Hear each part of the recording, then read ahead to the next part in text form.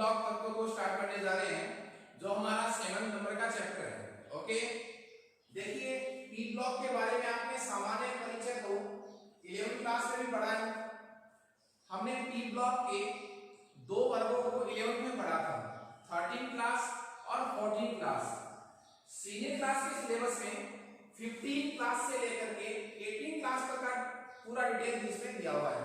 तो आज हम इस क्लास में पी ब्लॉक तत्वों के बारे में सामान्य परिचय पढ़ेंगे। थोड़ा सा हम 11वीं क्लास वाली पीरियोडिक टेबल को भी रिवाइज करेंगे। ओके, तो हमारा चैप्टर नंबर स्टार्ट होता है यूनिट नंबर 7 और उसका नाम है P block element. P block element. P block element को पढ़ने से पहले हम आवर्त सारणी के बारे में थोड़ा सा अध्ययन करेंगे। तो मैं थोड़ी सी बातें आपको रिवाइज करवाऊंगा आवर्त सारणी के बारे में। पीरियोडिक टेबल, आवर्त सारणी। देखिए आवर्त सारणी क्या है, क्यों आवश्यकता पड़ी, क्या है। तो प्रकृति में 100 से अधिक तत्व हैं। जैसे जैसे तत्वों की खोज बढ़ती गई, उनका डिटेल बढ़ता गया, उनके गुणों का अध्ययन बढ़ता गया, वैसे वैसे कठिनाई आने लगी। कुछ तत्वों के गुणधर्म समान थे पर उनकी खोज पहले या बाद में हुई। तो इतने सारे तत्व हैं, उनके गुणों का अध्ययन आसान हो सके और उनको अच्छी तरह पढ़ा जा सके, इसके लिए विभिन्न तत्वों को एक सारणी में क्रमबद्ध किया गया, जिसको क्या नाम दिया गया, आवर्त सारणी। आवर्त सारणी में बनाने के लिए सबसे पहला प्रयास डावेराइनर द्वारा किया गया था। वो आपने 11वीं में पढ़ा है, डावेराइनर का त्रिक नियम। ठीक है, उसके बाद मैंडलिक ने प्रयास किया। अंतिम प्रयास जो था वो मोजरे का था। मोजरे का आवर्त नियम पढ़ा हमने 11वीं क्लास में कि तत्वों के भौतिक और रासायनिक गुण उनके परमाणु क्रमांक के आवर्ती फलन होते हैं। कहने का मेरा मतलब ये हुआ कि तत्वों के भौतिक और रासायनिक गुण परमाणु क्रमांक के अकॉर्डिंग चेंज होते हैं। ये आधुनिक आवर्त नियम था। इसीलिए जो हम आधुनिक आवर्त सारणी पढ़ते हैं, वह आवर्त सारणी किस बेस पर वर्गीकृत की गई है, परमाणु क्रमांक के हिसाब से। मतलब किसी तत्व के परमाणु में उपस्थित प्रोटॉन की संख्या के आधार पर। तो आवर्त सारणी जो है वो किस पर वर्गीकृत की गई है, परमाणु क्रमांक के आधार पर वर्गीकृत की गई है। परमाणु क्रमांक का कौन सा क्रम, बढ़ता या घटता, बढ़ते क्रम में, इंक्रीजिंग ऑर्डर। आवर्त सारणी को 4 ब्लॉक में वर्गीकृत किया गया। 4 ब्लॉक में बांटा गया इसको, S block, P block, D block और F ब्लॉक। इनके नाम क्या थे, S, P, D और F ब्लॉक। ओके, देखिए आवर्त सारणी में कुछ ऊर्ध्वाधर स्तंभ है, कुछ क्षैतिज रेखाएं हैं।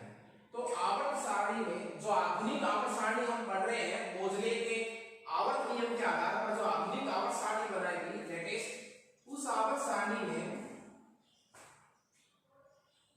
18 ऊर्ध्वाधर स्तंभ थे,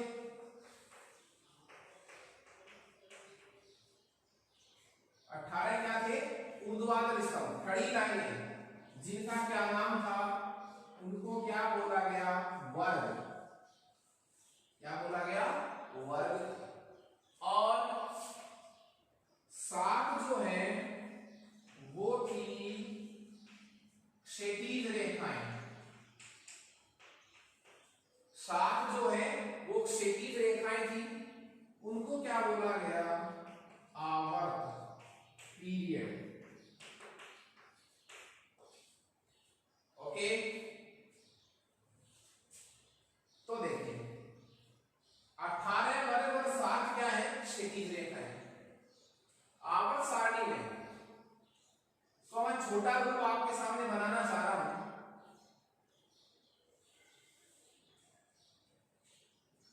इसमें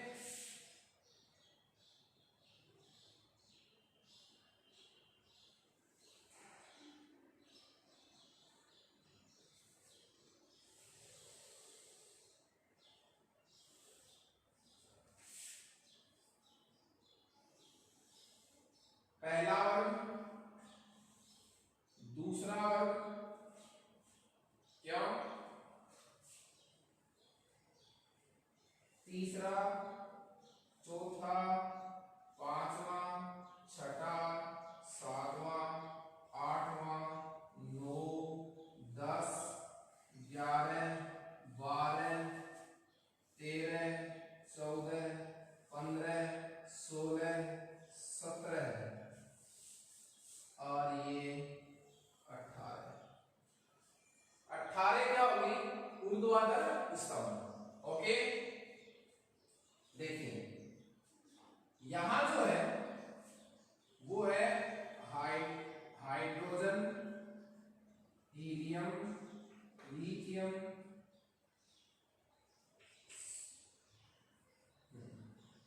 hydrogen, lithium, sodium, potassium, rubidium, cilium और फ्रेंसियम। ओके, ये 7 लाइन इस तरह। क्षैतिज रेखाएं कितनी है? 7।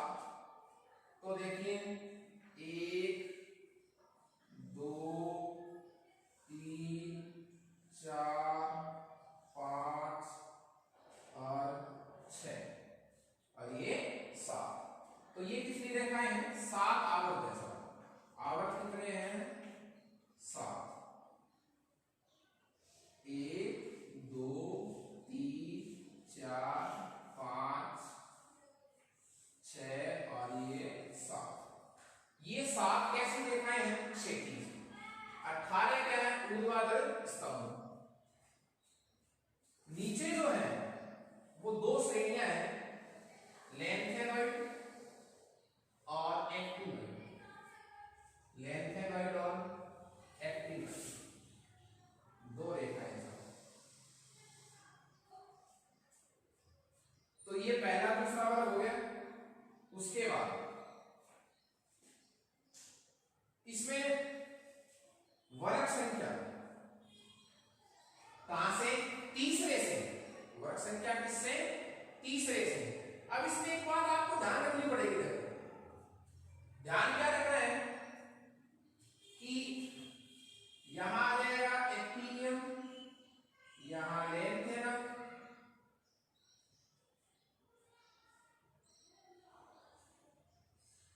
और yttrium, scandium. Scandium, yttrium, lanthanum और एक्टिनियम। तो ये हो गए साहब आपके कितने वर्ग? ये हो गए आपके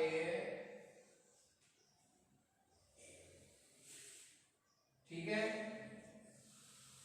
ये तीसरा वर्ग, ये चौथा वर्ग। कौन से? क्षैतिज, सॉरी ऊर्ध्वाधर। चौथा, पांचवा, छठा, 7, 8, 9, 10, 11, 12 और 13। ठीक है। उसके बाद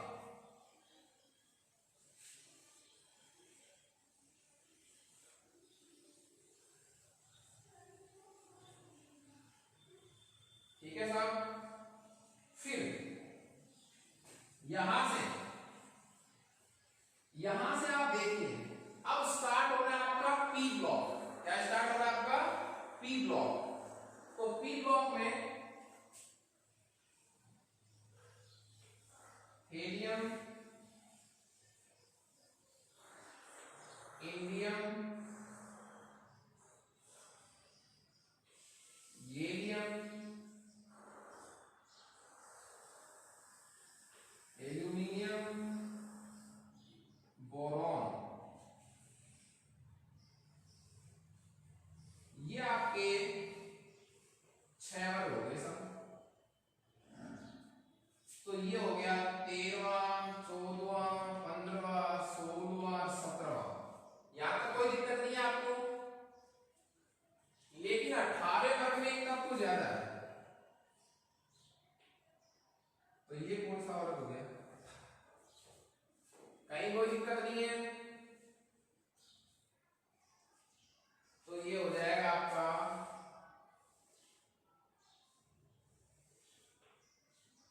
इसमें कितने तत्व हैं? ये है एफ ब्लॉक। ये कौन सा ब्लॉक हो गया? ये हो गया एफ ब्लॉक, जिसकी 2 श्रेणियां हैं और वो है 4f और 5f। देखिए ये 7 आवर्त हो गए, 7 लाइन हो गई, 1 2 3 4 5 6 7, और खड़ी लाइनें कितनी हो गई? 18। तो 18 तो वर्ग हो गए और 7 क्या हो गए? आवर्त। ओके, वर्ग संख्या 1 और 2 कौन से ब्लॉक में आते हैं? S block. वर्ग संख्या 1 और 2 किस में आएंगे? एस ब्लॉक में। एस ब्लॉक में कौन कौन आएगा? Hydrogen, lithium, sodium, potassium, rubidium, caesium, francium. दूसरे में beryllium, magnesium, calcium, strontium, barium और रेडियम। ये आ गए दूसरे वर्ग में। वर्ग संख्या 3 से लेकर वर्ग संख्या 12 तक ये आते हैं डी ब्लॉक में। हमने चैप्टर पढ़ा था 8 नंबर पर, ये डी ब्लॉक में आ रहे हैं। वर्ग संख्या 3 से वर्ग संख्या 12 तक के तत्व किसमें आते हैं? डी ब्लॉक में।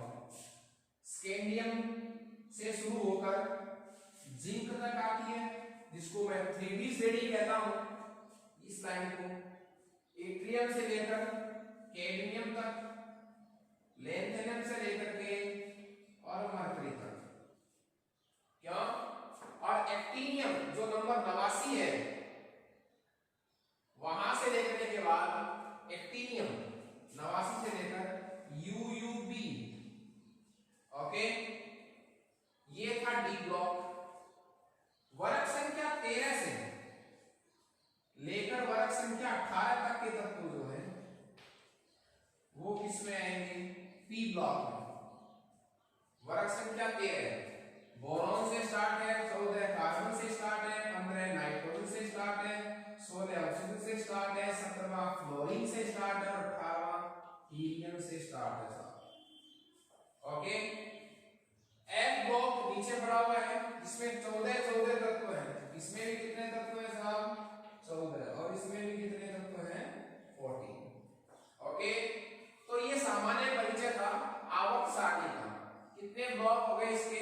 4। एक बात और सुनिए आप, जब हम एस ब्लॉक का अध्ययन करते हैं तो 1 और 2 को कैसे पढ़ते हैं? इस तरह, लिथियम के गुण सोडियम से मिल रहे हैं, न कि बेरिलियम से मिलते हैं। तो एस ब्लॉक को और पी ब्लॉक को तो हम ऊपर से नीचे पढ़ते हैं। उनके गुणों का अध्ययन कैसे करते हैं? ऊपर से नीचे। जैसे गैलियम के गुणधर्म इंडियम से मिलते हैं, कैल्शियम के गुणधर्म स्ट्रोंशियम से मिलते हैं, न कि स्कैंडियम से मिलते हैं। कैल्शियम के गुणधर्म किससे मिलेंगे? स्ट्रोंशियम से, न कि किससे मिलेंगे? स्कैंडियम से नहीं मिलेंगे। लेकिन जो कौन से ब्लॉक है? डी ब्लॉक और एफ ब्लॉक, इनके तत्वों के गुणों का अध्ययन हम क्षैतिज रूप में करते हैं, बाएं से दाएं चलकर। क्यों? इनके गुणों में जो समानता है वो लेफ्ट टू राइट है। कहने का मतलब क्या हुआ? स्कैंडियम के गुण किससे मिलते जुलते हैं?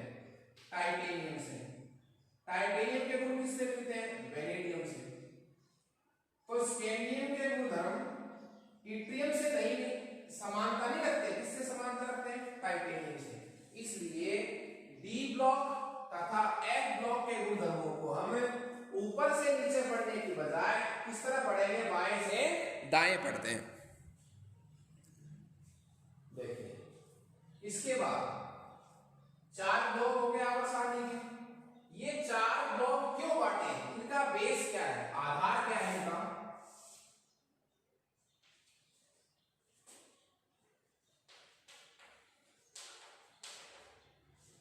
इनका आधार क्या है बांटने का, किस बेस पर पी ब्लॉक के तत्वों को 4 भागों में बांटा गया। तो देखिए अंतिम इलेक्ट्रॉन, किसी तत्व का जो अंतिम इलेक्ट्रॉन है वो जिस उपकोष में जाता है, जिस उपकोष में जाता है वो तत्व उसी ब्लॉक का माना जाएगा। जैसे सुन लीजिए आप, मैंने लिथियम को कौन से ब्लॉक में रखा है, एस ब्लॉक में रखा है। क्यों रखा है, देखिए लिथियम का एटॉमिक नंबर कितना हो गया साहब, 3। लिथियम का एटॉमिक नंबर कितना है, 3 है। तो इसका विन्यास लिखेंगे अपन 1s2 2s1। तो जो अंतिम इलेक्ट्रॉन है तीसरा, वो किस में जा रहा है, किस उपकोष में जा रहा है साहब, एस उपकोष में जा रहा है। इसलिए लिथियम कौन से ब्लॉक का हुआ, एस ब्लॉक का। और ले लीजिए कार्बन कौन से ब्लॉक में पड़ा है, पी ब्लॉक में। तो इसका विन्यास लिख लीजिए आप कार्बन का। कार्बन कितने नंबर पर आता है, 6 नंबर पर आता है। इसका एटॉमिक नंबर कितना है, 6। कार्बन 6 नंबर पर आता है, तो इसका विन्यास लिखिए 1s2 2s2 2p2। देखिए 2 2 4 और 2 6, लास्ट का इलेक्ट्रॉन किस में जा रहा है, 2p में जा रहा है। 2 तो कोष का नाम है, तो उपकोष कौन सा होगा, p, तो p उपकोष में जा रहा है। तो कार्बन का अंतिम इलेक्ट्रॉन चूंकि किस में जा रहा है, p उपकोष में, इसलिए इसको क्या बोलेंगे अपन, p ब्लॉक का एलिमेंट। ओके, ये सामान्य परिचय था किसके बारे में, p आवर्त सारणी के बारे में।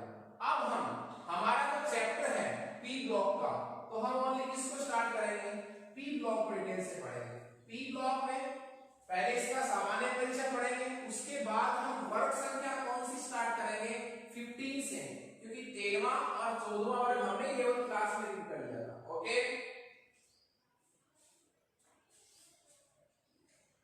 तो अब हम स्पेशली किसके बारे में पढ़ेंगे, पी ब्लॉक के बारे में।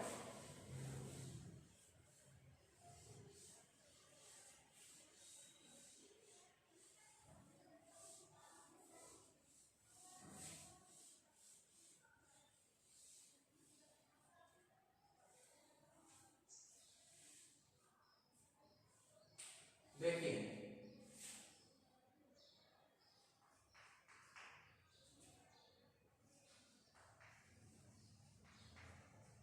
पी ब्लॉक एलिमेंट्स का सामान्य परिचय, पी ब्लॉक एलिमेंट्स का सामान्य परिचय। देखिए जहां तक सामान्य परिचय की बात है, इसमें हम सबसे पहले इसकी डेफिनेशन पढ़ेंगे।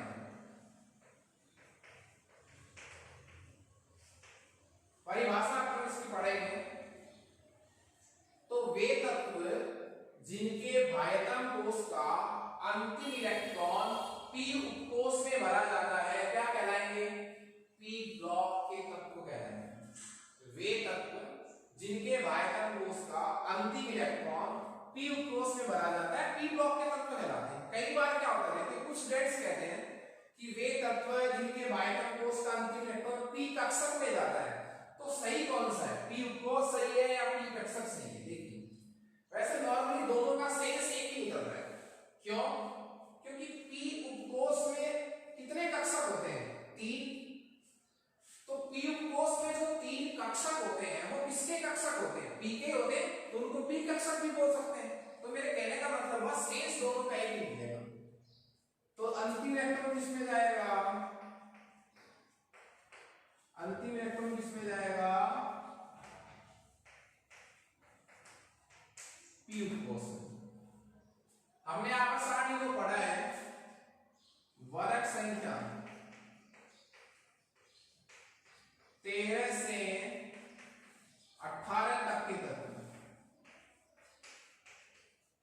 किसमें आते हैं? पी ब्लॉक एलिमेंट में आते हैं। एक सबसे अच्छी जो खास बात है वो क्या है? सबसे अच्छी खास बात ये है कि पी ब्लॉक के जितने तत्व हैं, लगभग 30 तत्व हैं, 30 एलिमेंट्स हैं, 30 तत्व हैं पी ब्लॉक के। 30 तत्वों में सभी तरह की प्रकृति पाई जाती है। 30 तत्वों में कुछ क्या है? धातु, और कुछ तत्व क्या है? अधातु प्रकृति के, और कुछ तत्व क्या है? उपधातु प्रकृति। जनरली पी ब्लॉक के तत्व सामान्यतया कैसी प्रकृति के होते हैं? अधात्विक प्रकृति के। ज्यादातर उसमें क्या है? अधात्विक प्रकृति के पी ब्लॉक के तत्व में। लेकिन फिर भी कुछ एग्जांपल धातु के और कुछ एग्जांपल किसके? उपधातु के भी हैं। पी ब्लॉक तत्वों का एक सामान्य नाम भी होता है, इनको प्रतिनिधि तत्व, रिप्रेजेंटेटिव एलिमेंट्स भी कहते हैं, प्रतिनिधि तत्व भी कहते हैं इनको। और प्रतिनिधि तत्व कहते हैं किसको? पी ब्लॉक के तत्व। पी ब्लॉक के जो तत्व हैं उनके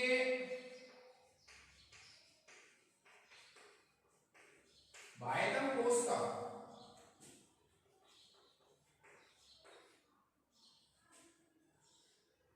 कोश का अंतिम इलेक्ट्रॉनिक विन्यास वो क्या होता है? NS1 से 2। मतलब क्या हुआ? S में एक इलेक्ट्रॉन होगा या कितने होंगे? 2। NS2 1 से 2 और NP1 से 6 वेरी करेगा। तो P में 1 से स्टार्ट होकर कितने इलेक्ट्रॉन आ सकते हैं? 6 तक। इसका मतलब समझना आपको। इसका मतलब ये है, जब आप वर्ग संख्या 13 के तत्वों का विन्यास लिखेंगे तो विन्यास का जो अंतिम विन्यास है वो क्या आएगा? NS2 NP1। वर्ग संख्या जब आप 14 के तत्वों का बाह्यतम कोश का विन्यास लिखेंगे तो विन्यास आएगा NS2 NP2। इसी तरह जब आप वर्ग संख्या 17 के तत्वों का विन्यास लिखेंगे बाह्यतम कोश का तो विन्यास आएगा NS2 NP5। और वर्ग संख्या 18 लास्ट जो है वो आ जाएगा NS2 NP6। तो कुल मिलाकर क्या कह सकता हूं कि पी ब्लॉक के तत्वों का बाह्यतम कोश का इलेक्ट्रॉनिक विन्यास कहां से कहां तक वेरी कर रहा है, विभिन्नता ला रहा है? वो ला रहा है NS2 तो कभी 1 और कभी 2, और NP1 से लेकर कहां तक वेरी कर रहा है? 6 तक। तो ये बाह्यतम कोश का क्या हो गया? सामान्य इलेक्ट्रॉनिक विन्यास। पी ब्लॉक के तत्वों का एक नाम मैंने आपको बताया था, प्रतिनिधि तत्व। इसके अलावा एक नाम और भी इसका, निकोजन्स। क्या भी कहते हैं इनको? निकोजन्स, मादक पदार्थ बनाने वाले। पी ब्लॉक तत्वों के में जो हमने वर्ग पढ़े हैं 13 से लेकर कहां तक के? 18 तक के। इनके कुछ स्पेशल नाम ले देखिए। जैसे वर्ग संख्या 17 का नाम होता है चेल्कोजन। वर्ग 17 का नाम तो क्या है? हेलोजन। और वर्ग संख्या 16 का नाम क्या है? चेल्कोजन।